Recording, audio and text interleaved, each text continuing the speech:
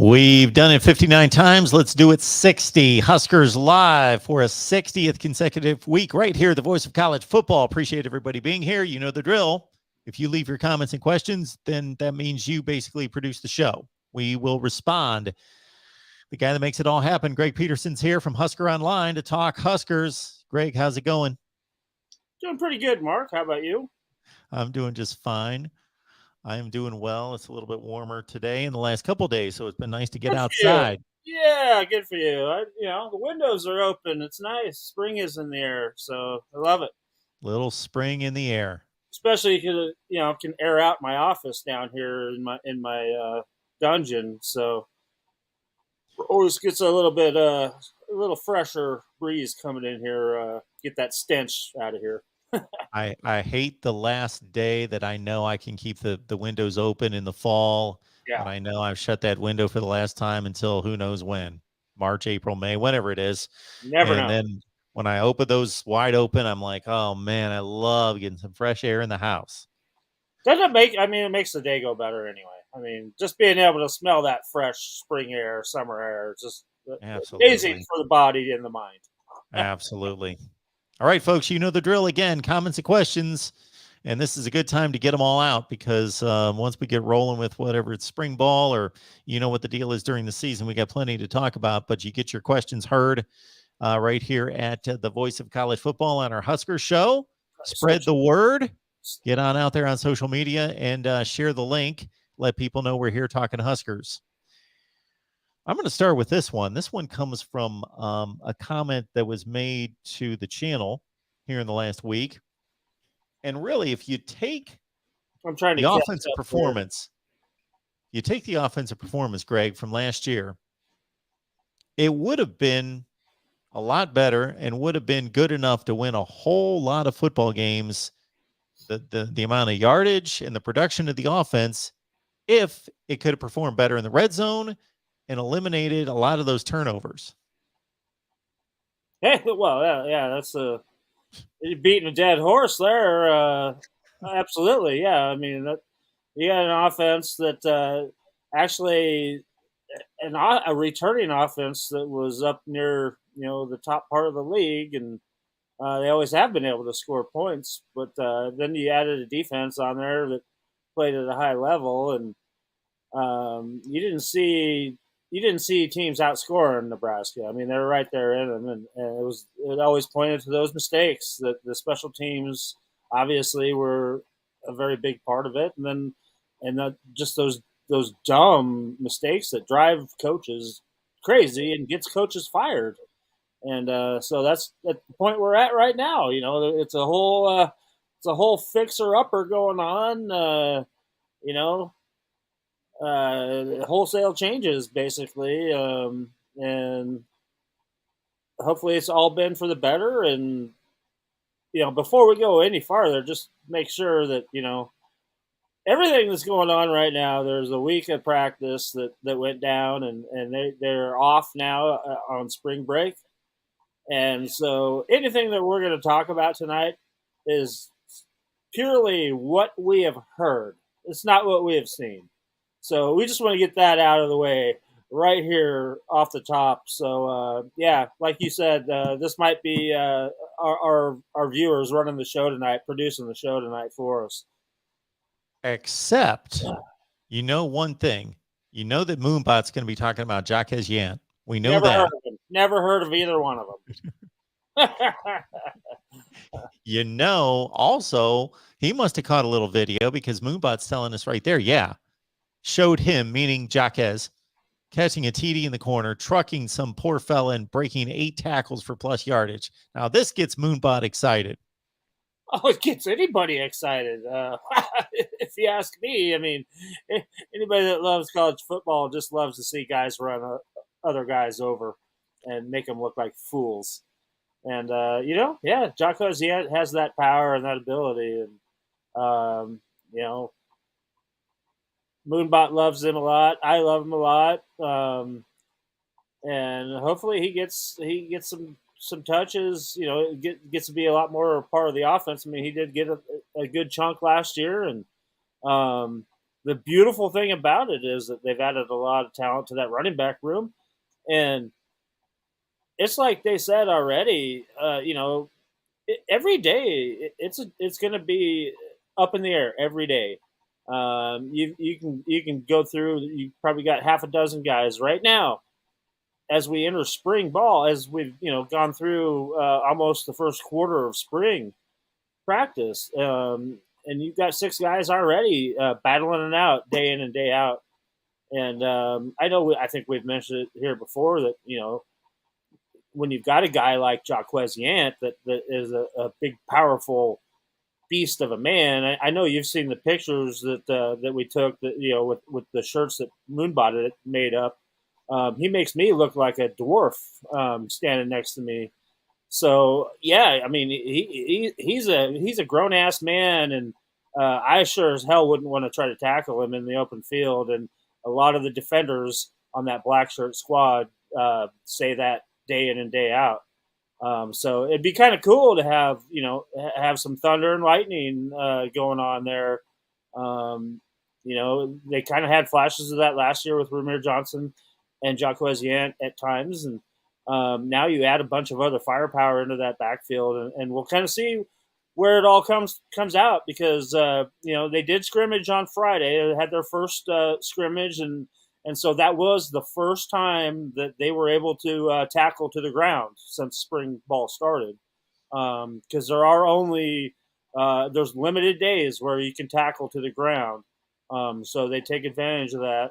And that was something that the coaches were all excited to see, because you can go hands on, just hands touch as long as you can, but that doesn't tell you the whole story. Doesn't tell you if you've got the chops to finish a play.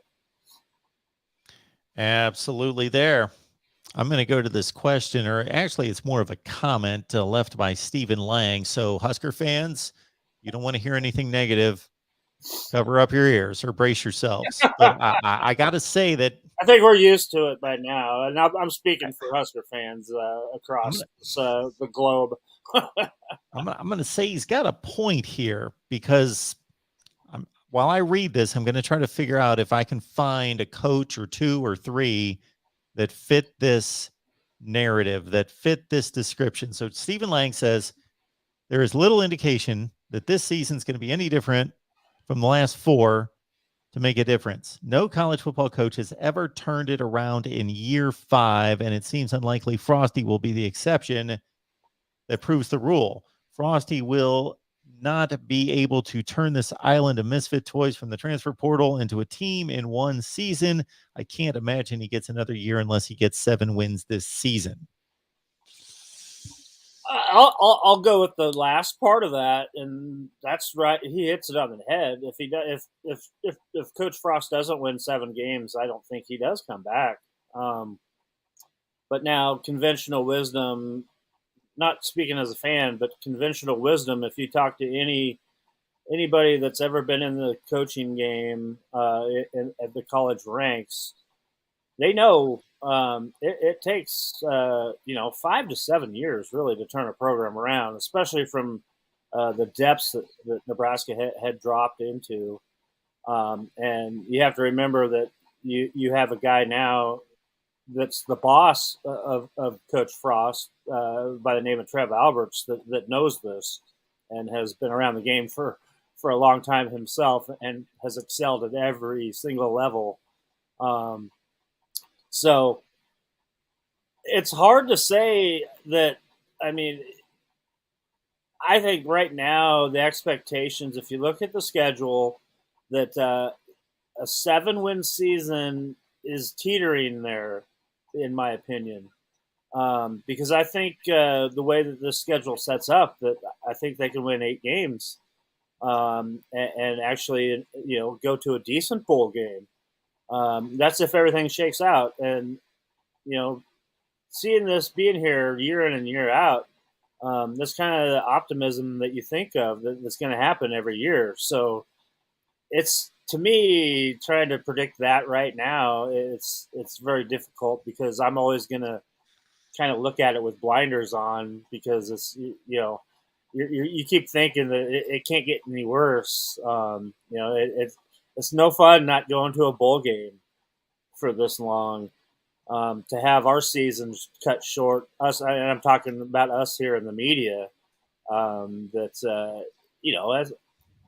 for the whole football season, fall camp to the end, that's our daily grind, and to have that taken away, all of a sudden is kind of you have to kind of set back a little bit and say, okay, what's next? And that feeling is not a pleasant feeling to have, and so my point is that I'm every year that how many times I get asked the question is how they're going to do, and my standard answer is I think they're going to be better,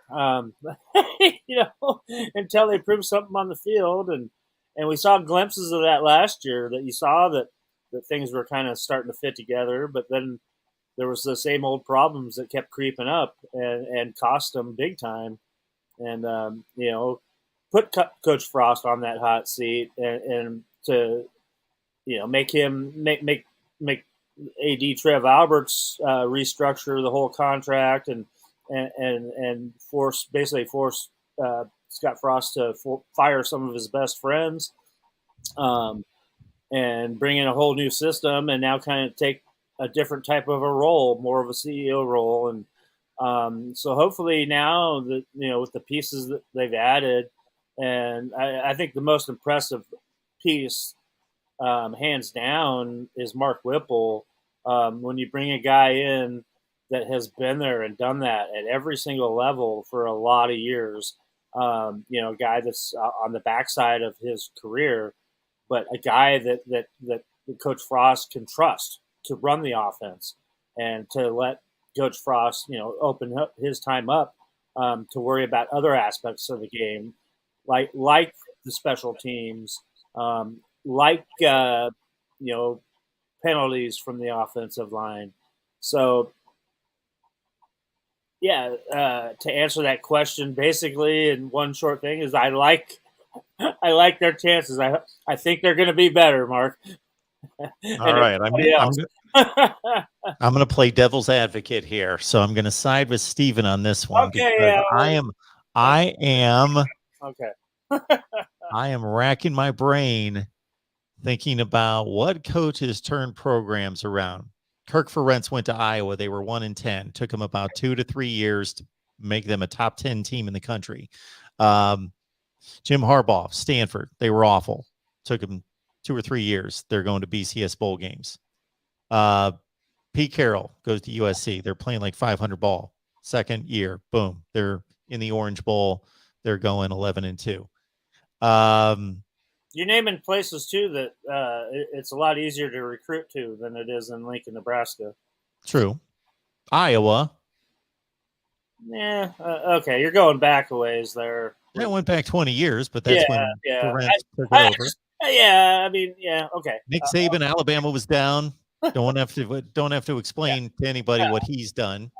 When Lou Holtz went to South Carolina 20 years ago, they were going 1-10. And boom. You can go in like 2 or 3 years.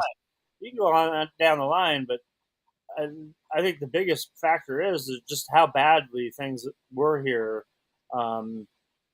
when Scott Frost took over. You didn't have anybody here that was accountable for anything at the time. You had guys that wouldn't even eat at the training table because they wanted to get McDonald's every day. I won't name names on that, and he's never played college football again. And you had guys that lifting was optional. Guys were out of shape. Guys didn't put in the work, the effort, and that's the one thing that you've seen change here since Scott Frost has been the head coach here, is that you do have the guys putting in the effort now, and they're busting their tails to win every single game they play. So that's the biggest thing that I've seen in turnaround. And, if you have a bunch of guys on the team believing that, and, they weeded out all the cancers that were here that didn't fit in, I don't care who you are and who you play. If you got, 90 guys in unity, playing for the same thing, great things can happen. I don't disagree with any of that. I'm just not coming up with any examples of somebody that took over. Record wise, they weren't even bad before Frost showed up. I'm not saying that there weren't things going on that you're talking about that eventually led to losing a lot of football games. But it kind of on the surface, Mike Riley, I think his last season was his worst season. Yeah. But he was getting by with some 9-4 seasons that looked on the surface like they were okay. We had one, and that that wasn't with his guys really. Sure. But I'm not coming up with a situation where a coach took over a bad program and it took him like 5 years and then he got it right and then they were really good. I'm just coming up with guys that took over bad programs and turned them around like in 2 years. Yeah. Mark D'Antonio, Michigan State. Those are the good. Those are the ones that are easy to remember. I guess. I don't know.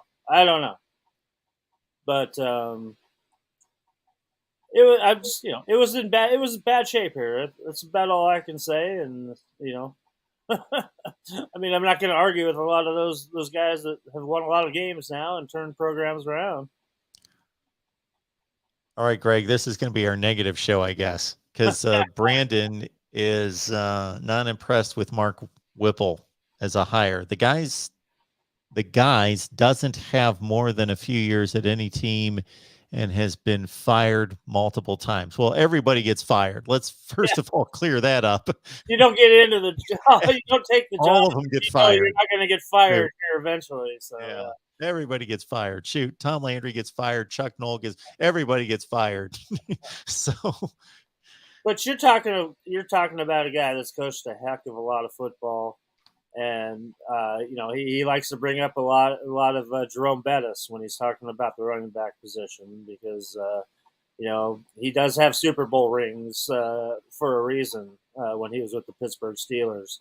So he's a guy that is known in the coaching world, the coaching realm, that is a guy that comes in to establish regularity, to establish something that works. That's kind of his style. He's kind of a free agent type of a guy that's going to go help out programs. You see what he did at Pitt. Heck, they were a pretty good football team last year. So his track record speaks for itself. And yeah, I mean, it doesn't matter. You come in somewhere, and if you're the offensive coordinator, you don't have any choice to get fired. If your head coach is getting fired, you're getting fired. So, you can't put that on him. We got the chef here. Wasn't the chef saying he's applying to UNL? I see that, I think. Yeah. I like that. Oh, very nice. Well, the chef, I can't say that we've got anything fancy planned for our Patreon. What the Discord is here is it's just a big chat. So if you're not familiar with Discord, go to Patreon, search MarkRogersTV, and sign up on there. Sign up on Patreon. I get you a link, and that link is to Discord. And what we got there is just tons of people. We're growing by the day, talking college football, and I jump in every day as well. Now, we'll start to think of more unique things to do, but it's just a huge chat room that's operating 24/7, 365. So just picture this, but it's going on all the time. So we would love for you to join us on Discord, which, again, go to Patreon, search MarkRogersTV. Then you sign up there. I get you the link. You're on Discord, and we go from there. But if we get enough Nebraska fans in there, we'll just have a isolated, designated Nebraska chat, and then we can do all sorts of things with it. The sky's the limit. But for right now, we're just trying to get as many people in there as possible. The chef. But if you've got some great ideas, cook them all up. Cook them all up. And the only thing that I keep thinking of as soon as the chef chimed in was, man, I could use a chef, man. I don't like to cook. I hate to cook. I'm not a good cook, but I'm getting better. But I like to cook. You like to cook? I do sometimes. The one thing I like about it, when I have time, I enjoy it. Yeah. The one thing I do like about it is, since I can't cook and I'm not a good cook, but I've learned a little bit, there is a sense of accomplishment when you finally get something done and it tastes good and you made it yourself, and I like that. Yeah. You should start watching Food Network. It'll Yeah, help out your game. for sure. Husker D, appreciate you being here, and everybody else that tells everyone to hit the like button. Tyler says, Greg, hit us with some honesty. And do we stand a snow cone's chance in hell at getting Raiola? Well, I mean, with his uncle on the coaching the offensive line, yeah, and to see the relationship that his dad has with Scott Frost and with Trev Alberts, and to kind of just observe the way that Dylan, his body language when he was here for Friday Night Lights last summer, and just spent all of his time with Coach Frost, and yeah, they do have they do, and you're talking about a kid that's got offers from every single top 20 team that you could ever imagine, and yeah, I mean Nebraska is obviously going to always have a shot because his dad's name is up on the Wall of Fame in Memorial Stadium, and that means a lot right there, and especially when your uncle is the offensive line coach here now. And there's a couple years still for Nebraska to turn it around and show that they are back. Yeah, they got just as good a chance as anybody right now when you're talking about a kid that's in the 2025 recruiting class, albeit the number one quarterback in that class. Moonbot's optimistic. Trey Palmer 4 punt kickoff returns. Hey, touchdowns. I wouldn't. Hey, that wouldn't shock me. I mean, that's a reaching on a number, but I mean, I wouldn't be surprised with at least 2. He's already shown what he can do at LSU, and he's got a little bit of electricity to his game that he's got that little bit of a swagger. And one thing that is kind of funny that we talked with Mickey Joseph was explaining when we were showing the recruiting film that I'd put together to an audience, and the play where there was a punt return that he had that had gone way back, bounced around down to about the 5-yard line or something, and he went running in there and scooped it up and took it back for a touchdown. And Mickey, Coach Joseph, had said that he knew he was going to do that. That Trey had actually told him that he was going to do that before the play even started, and sure enough, he did. So, yeah, he wasn't the 5-star, the number 1 ranked player coming out of the country. His year coming out of high school for a reason. Yeah, he's definitely got that kind of talent that he could actually do that. And we kind of reminded him too that it had been I can't remember how many years it's been. I think it was probably J.D. Spielman might have been the last one to return a punt, if I'm not mistaken, for a touchdown. But yeah, we had to remind him that it had been about 4 or 5 years since that had happened at Nebraska, and so he's excited and ready for the challenge. That's all I can tell you.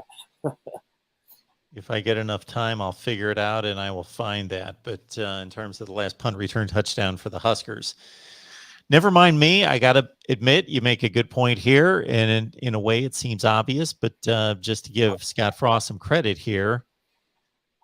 Yeah, Bo Pelini was going 9-4 every year, pretty much across the board. 9-4.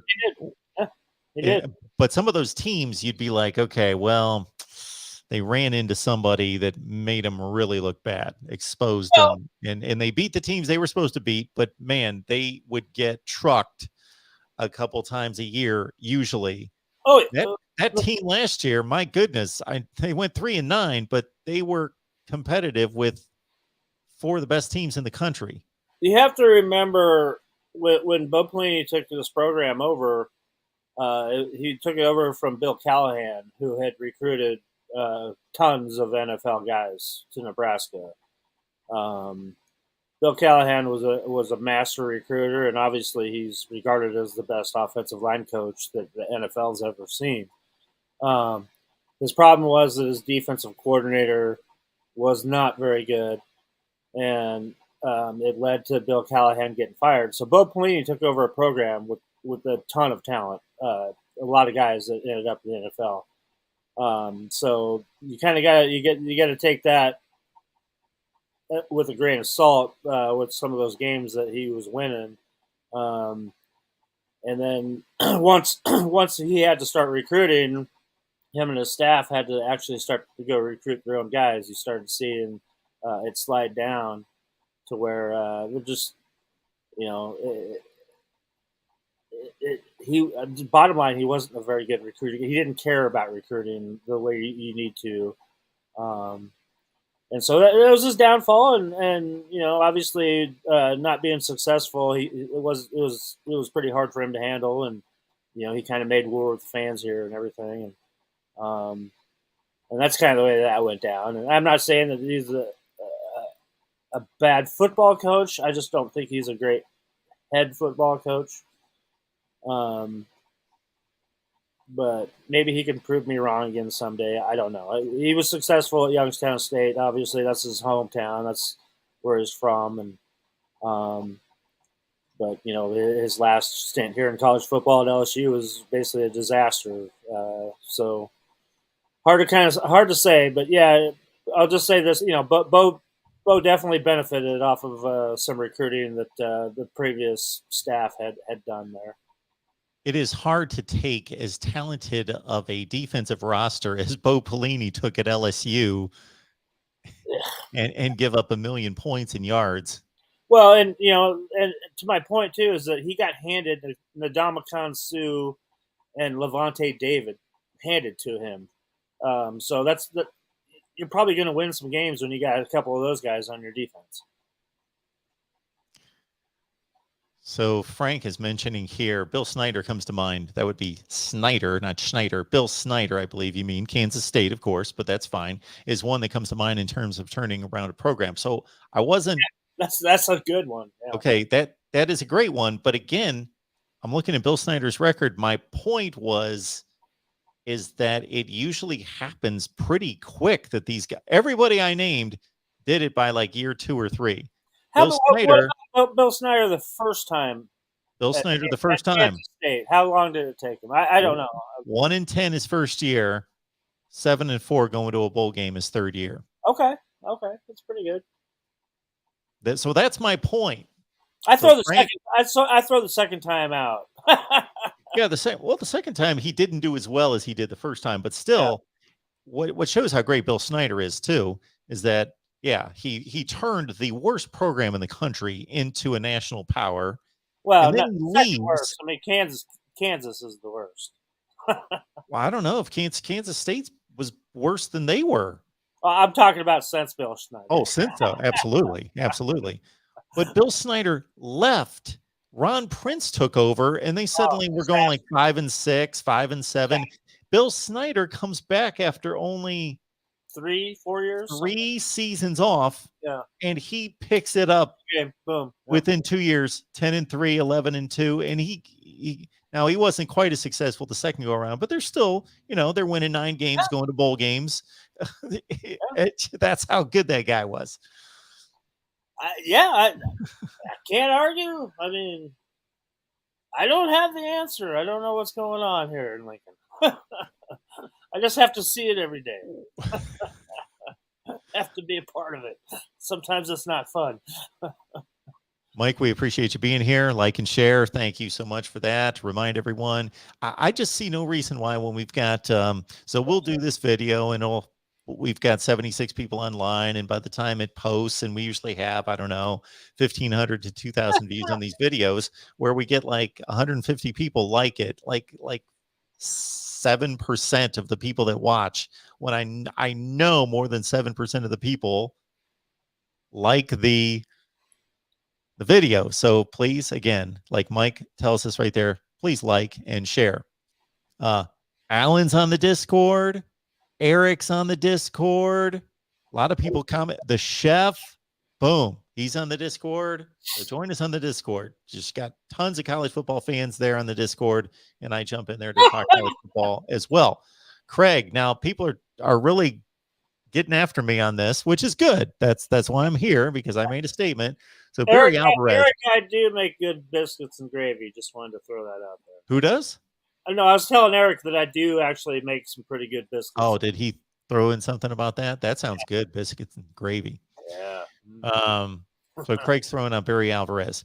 Wisconsin was terrible when he took over. So if memory serves me right, which it usually does, Barry Alvarez took over Wisconsin in 89 by 93. So it took a little time. They went to the Rose Bowl, won the Rose Bowl in 93 against UCLA. Ooh, cheese biscuits. Sorry, what are you talking about? I'm kidding. Now I'm hungry. Oh, man. There it is.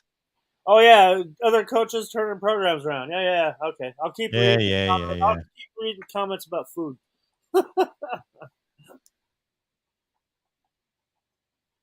Moonbot's a cooker, I see, huh? He's a chef as well. All right.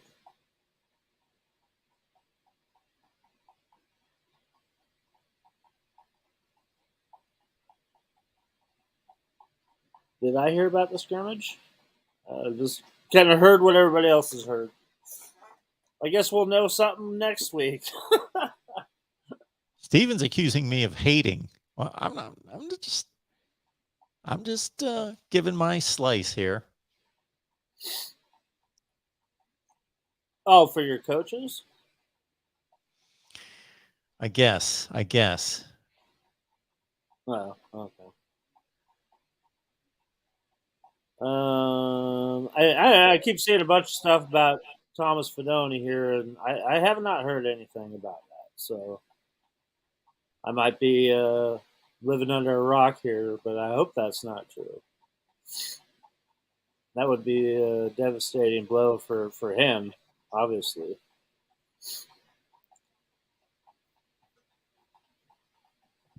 Okay. But like I said, we don't have any.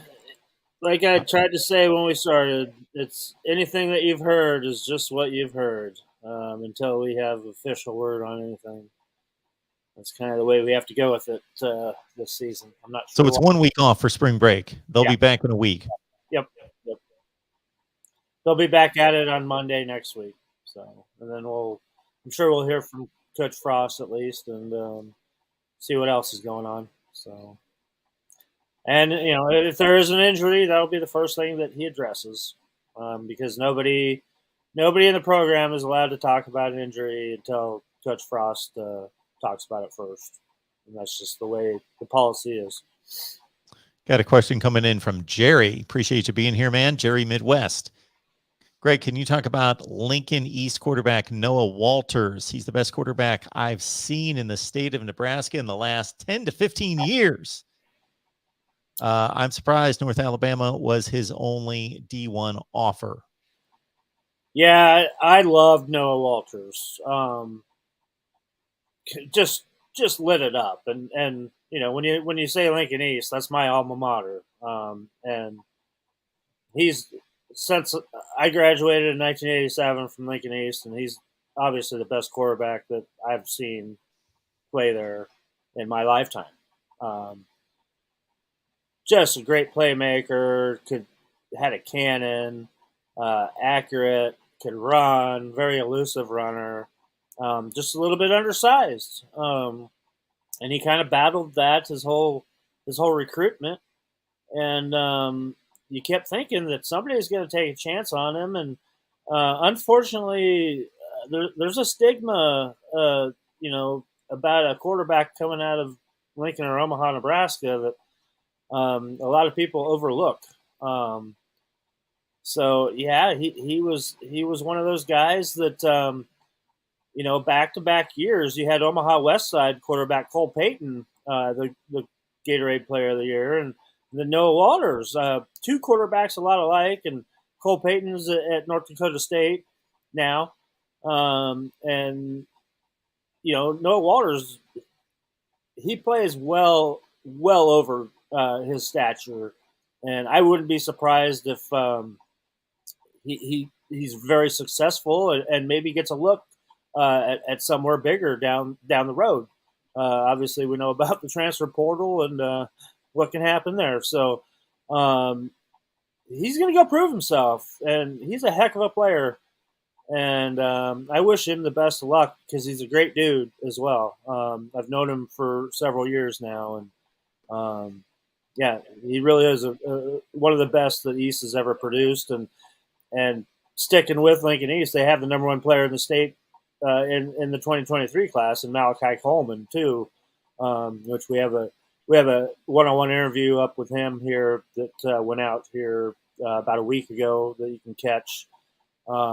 And he's got himself a nice offer list already, and he's going to have a heck of a future in front of him as well. We talked about this last week with the changes at Memorial Stadium.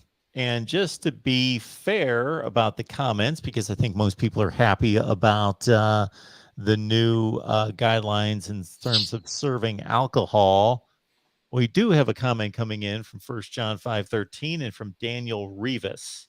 One of them makes the comment, alcohol will bring more problems than good, drunkenness, DUI, fights. Sad to see alcohol sold. The other one said, booze is already a problem at Memorial Stadium, especially drunk students. If they approve booze sales, this will be my last game after over 40 years of going. It's it's kind of hard to. You can't please everyone. Well, yeah, and if you look at it from a little bit of different perspective,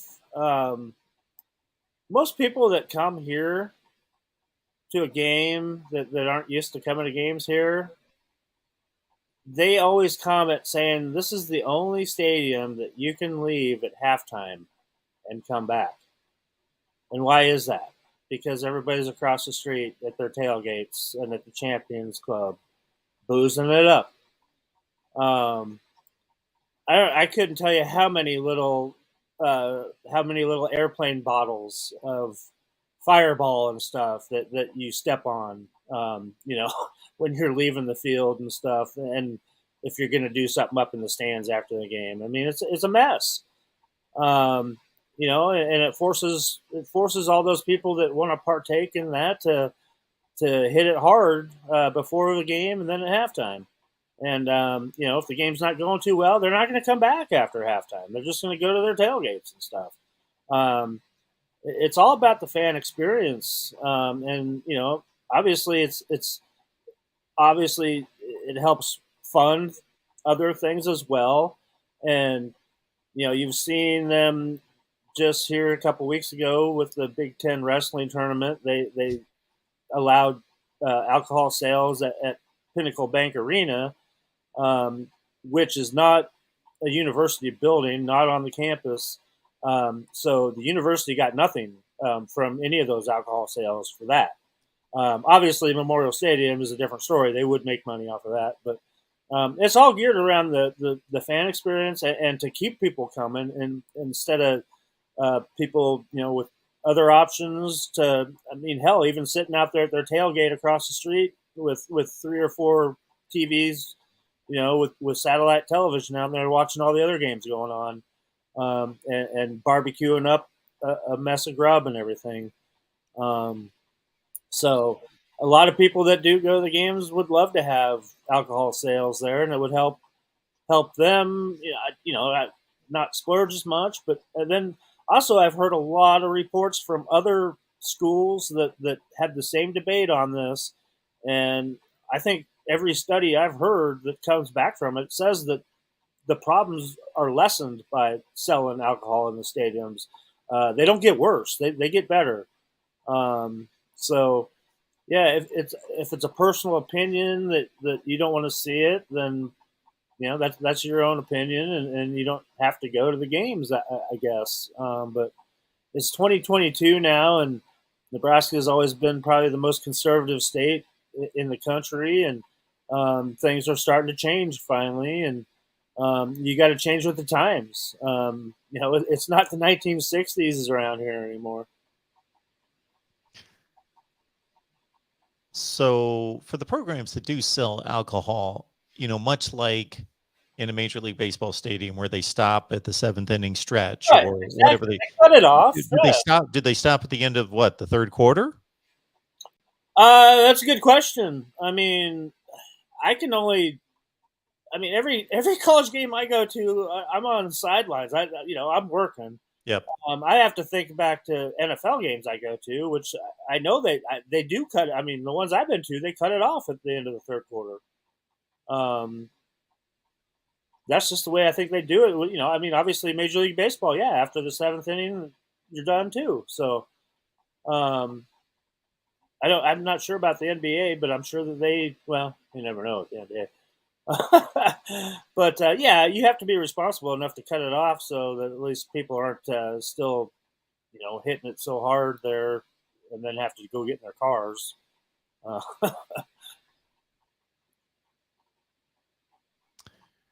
Appreciate everybody being here talking Nebraska football every Tuesday, 6 Central. We are here 60 consecutive weeks. Thanks to this guy. Got Greg Peterson here. So check out his work on Husker Online Video right here on YouTube. What do you got available over there this week? Well, we've just been cranking out all our in-state tour. We got Husker baseball going on. Basketball just wrapped up. With a week off of spring football coverage, you're just kind of just using what you got right now. Things will pick back up next week, but there's still plenty going on there. So you got to tune on in and check it out, and plenty of stuff to watch. Like I said, the in-state tour stuff's really good. You can see every one of the top guys in the state. We talk to, and I got their video playing. Nice video packages with them all. So yeah, you can find all the top ranked guys in the state on there, and take a look at them for yourself. Gauge their interest in Nebraska. Most of them have Nebraska offers. So, and I think we might have mentioned this before, that I've been doing this a long time, coming from a background. Coming from here, but then moving to the South and covering all the top, the 5 stars, top 4 stars exclusively, and coming back to Nebraska, and then kind of having a little bit of culture shock as far as talent level on the field, but it's just gotten better and better every year. And I mentioned that to Sean, my boss Sean, when we were doing this year's in-state tour. It's like, I cannot believe how many of these kids we're talking to right now at this time of the year that already have Power 5 offers. It's crazy. It's night and day difference than it was 10 years ago.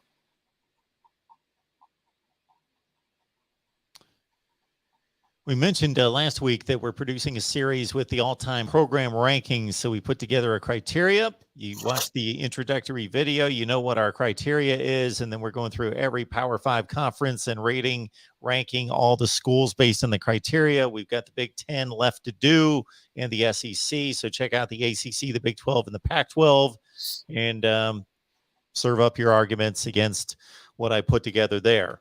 But that's what the numbers are. We will see where Nebraska ranks. And the tricky thing in all this, there's a lot of tricky spots. But Nebraska, for example, of course, I've got them in the Big 10. They're currently in the Big 10. Well, they've only been in the Big 10 since, 2010?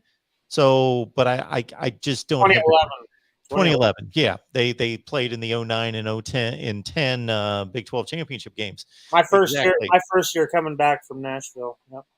Yeah.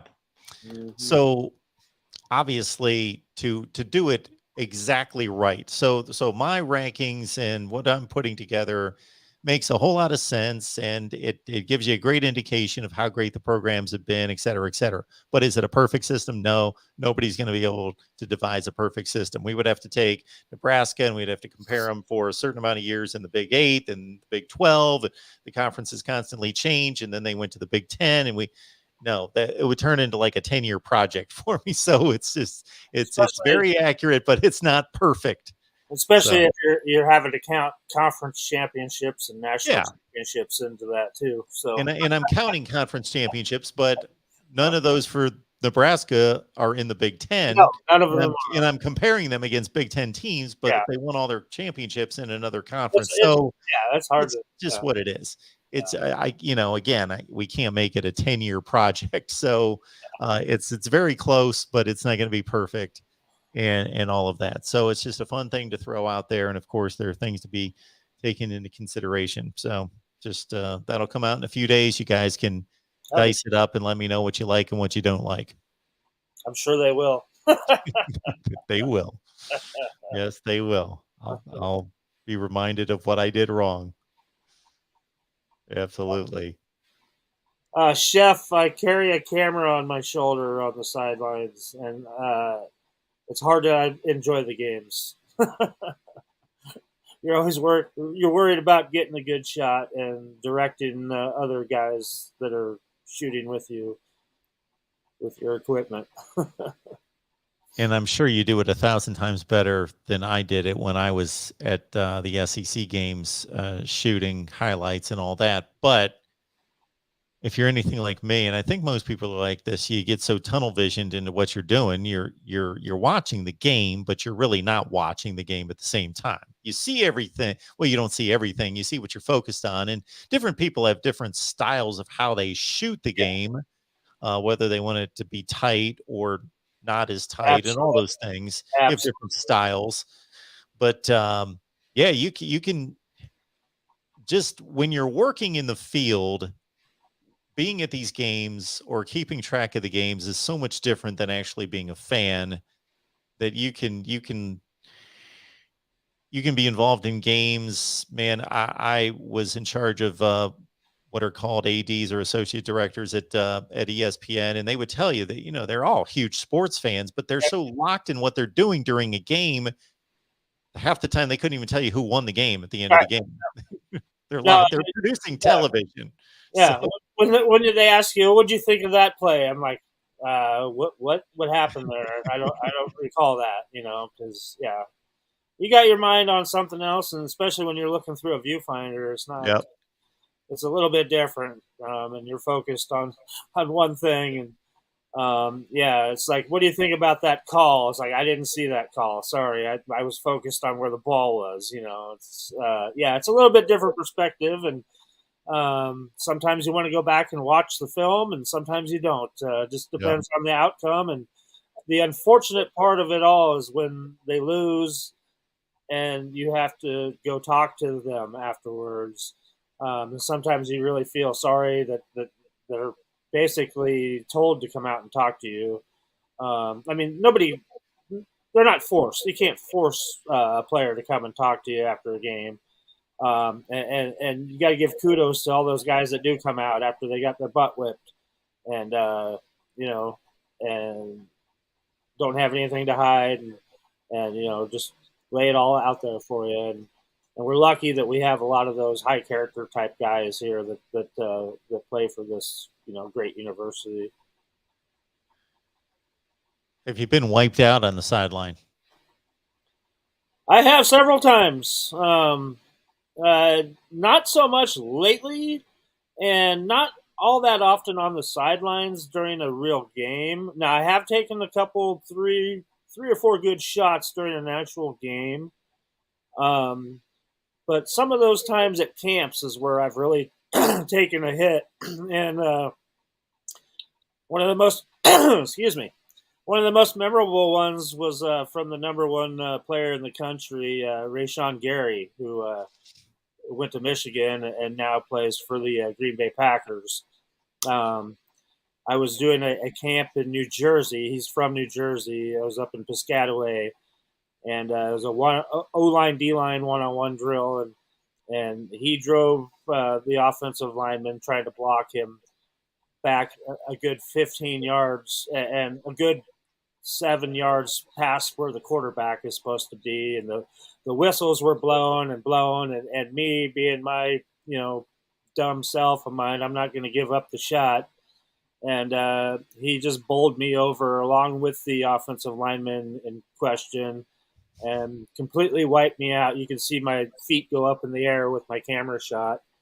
And that has not been, like I said, that's not the first time that's happened to me at a camp. And everybody knows me for not missing a rep. Every time I've gotten wiped out, I jump right back up and I'm there for the next shot. Never miss one. Never missed a rep ever. So I am proud of that. Yeah, that's a good good track record. I know one time at the Miami Nike camp way back in the day is funny that I got wiped out there by a wide receiver DB rep, and they had a DJ at the camp going on, and again you see like my feet in the shot, and you hear the DJ go, "Oh, the cameraman goes down," and you know the players just grab your hand and pull you right back up anyway, and then he's back up and everything, and so I'm just like, yeah. So everybody's clapping, yeah. So yeah. But it does happen on the sidelines. It's funny too that everybody comes to help you right away too. Even the trainer will come over and check you out and stuff. And it's like all you're worried about is the camera. You're not worried about yourself. You're just making sure the camera's okay, so I can go right back to work. That's right. That's right.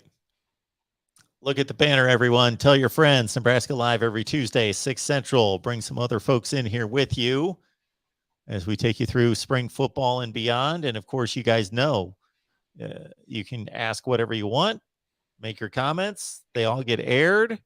And you can even look at, who are we looking at here? That's Zoey. Zoey, yes. I asked Greg that before and I forgot. There she is. Zoey's cute. Yeah, Zoey likes to join on in. Hey, look. There you go. Hey, Zoey. It's just dinner time, isn't it? Yeah. That's great. So Zoey's a fan too. Yep. Nice. She's the one dog that likes to watch football. A lot of them get upset. A lot of them think I get too worked up when I watch sports, so the other two like to find somewhere else. Uh-huh. Somebody mentioned this before in the chat, and Steven's bringing it up here about, did you hear anything about the scrum at the scrimmage? Again, bits and pieces. I don't have anything really to, okay. I mean, it's just speculation that people pick up, and, I'm sure something like that probably happened, but until can really, talk to somebody about it, yeah, I got nothing. And any word on how the backup quarterbacks are playing so far? Hey, from what we'd heard, everything had been pretty solid so far. I mean, Chubba Purdy has not practiced yet. He had been actually nursing something that even Coach Frost didn't know about. I guess he was going through winter lifting and everything, and didn't mention that he was banged up a little bit, but he'll be good. He'll be fine. I think they're planning on him picking things up here after they get back from spring break. But apparently everybody else has looked pretty good when you're talking Casey Thompson and Logan Smothers and Heinrich Harbert. So we did get a chance to talk to all of them last week too. So that was kind of cool. And this is kind of neat to get to know. Get to know Chubba and Casey a little bit. And I know somebody had mentioned an interview that he'd done. He did one with media, and then he did another one with Will Compton, and had talked about the NIL. And the biggest takeaway from that is that in his opinion, that Nebraska's NIL is way, way better opportunities than it is at Texas. So that's kind of a little chunk there that I took away from that. And he said he's got so many offers, NIL opportunities, that he has to step away from it right now, and because spring ball is going on, he's got to concentrate on football. That's good to hear. Yeah. Tim, appreciate you being here. Mark, when is your next Voice of College Football call-in show? So what I'm going to hope to do here in the next couple of weeks, which I'm constantly fighting this struggle. So we've got 9 live streams that we do every week. And in addition to that, call-in shows. So I would like to set up a schedule, but I can never seem to really do that. But I know that you guys would do much better if we had a set schedule instead of me just popping up every so often and just doing a live call-in show. Although you guys are great about hitting up those notifications and jumping on at the last second. So I will do my best to in the next few weeks. I'm on the road right now. I'm at my family's house, at my sister's house right now in Ohio. So I got some things to do here.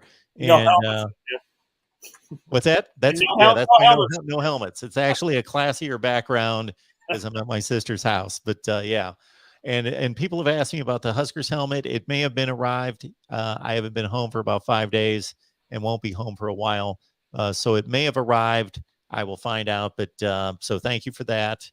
And yes, in terms of the call-in shows, Tim and others, I want to get a regular schedule out there for the rest of the off season. But we are working on that because actually that's the thing that drives the whole thing. People love these call-in shows. So I love them too. And we'll try to get you more in the future. All right, Greg, appreciate you being here. That's for sure. No problem. You make this happen. Without Greg, we don't have a Huskers show every Tuesday. Sorry about your dog. What's that? Oh, I was just commenting that never mind, me had to put. Oh yeah. That's always a hard time right there. Worst thing ever. Yeah. Never stop crying over that. That is a tough one. Yep. Absolutely. Eric's mad at me. I didn't bring the Oregon helmet with me, and so he says he unsubbed. Man, you're a tough one. Moonbot, thanks for being here as always. Great show. Thanks, Greg and Mark. We're going to make you have to do this show one week wearing the Oregon Duck costume. How about that? Hey, there's always a right price for sure. All right, folks. Tuesday at 6 Central. Bring some other folks in here with you. We would appreciate that. Let's grow the audience here for Huskers Live. Greg, appreciate you being here. Have a good week, man. You too. You too. Can't wait for next week.